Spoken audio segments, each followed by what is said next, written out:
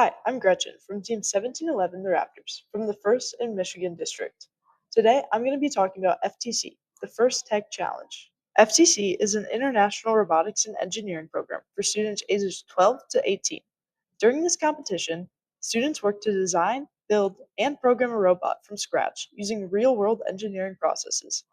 FTC works to teach kids not only how to build robots, but to learn real-world applications of engineering. Students gain experience analyzing problems, developing solutions, and iterating their designs by testing. By working in teams, they also gain valuable teamwork and cooperation skills. Unlike FLL, which uses easy-to-build Lego kits, FTC teams use metal, plastic, and connection components to construct their robots. FTC uses four main systems to construct a complete bot.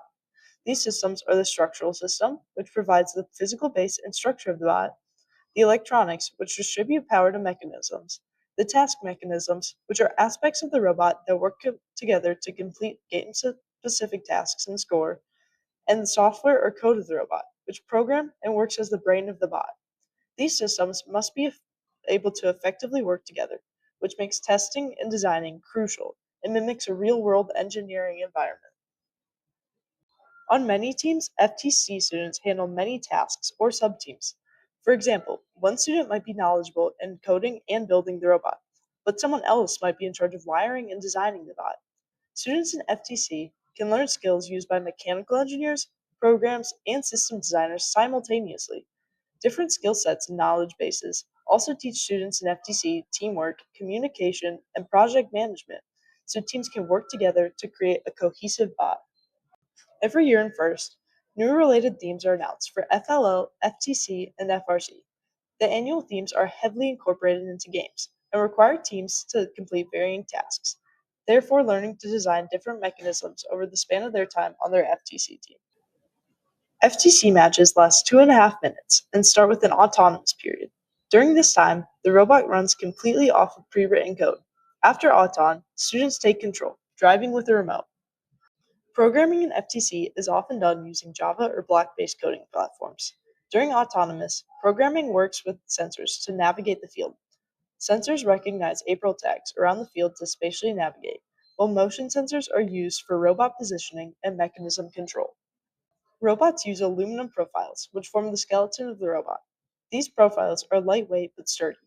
Common types of profiles include C-channel, U-channel, and T-slot systems. These allow flexible designs and easy assembly. A good structural design in FTC ensures durability and stability during matches. If power being generated by a motor is not being correctly distributed, then the power is useless or can create unnecessary stress on the robot. Gear systems, belts, and chains work to turn power into movement. These systems help control speed and torque. For example, connecting a small gear with a larger gear increases torque but reduces speed. When comparing different motion transfer, belt systems are quieter and more flexible, while chain systems are stronger but require careful alignment. The direction and placement of these systems controls how the robot moves. Motors in FTC define how the robot behaves. All FTC motors are 12-volt DC motors with different characteristics. Tetrix motors are strong and durable, but with a lot of weight. Matrix motors are compact and modular, but not suitable for tasks that require a lot of weight. Rev HD hex motors are modern and include encoders for precise control, while core hex motors are smaller and used for lightweight and precise mechanisms.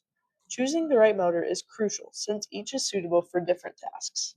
Control systems are managed by the control hub, which acts as the brain of the robot. It receives power from the battery and distributes it to all components. Motors, servos, and sensors are all connected to this hub. The control hub also runs the code that controls the robot. Proper wiring is very important since poor connections can lead to system failures. Sensors allow the robot to understand and interact with its environment and scoring elements. Distance sensors can measure how far objects are using ultrasonic or optical methods. Color sensors detect different surfaces or game elements.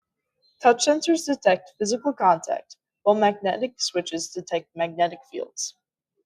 The inertial measurement unit, or IMU, measures orientation, angle, and balance. Potentiometers are used to measure position or angle in certain mechanisms. Using the right sensor correctly is essential for reliable performance, especially in autonomous mode. The chassis is the base of the robot. All systems and mechanisms are built on it. A well-designed chassis provides balance and stability. A tank-style chassis is simple and stable, but may have limited movement options. Different chassis designs can be used depending on the strategy and game requirements. There's also several different kinds of drivetrains. The drivetrain determines how the robot moves on the field. Tank drive is one of the most common systems, known for its simplicity and control. Mecanum drive uses special wheels that allow the robot to move in all directions, including sideways. Omni drive is similar to Mecanum, but slightly more complex in control. Choosing the right drivetrain depends on the game strategy and level of control needed.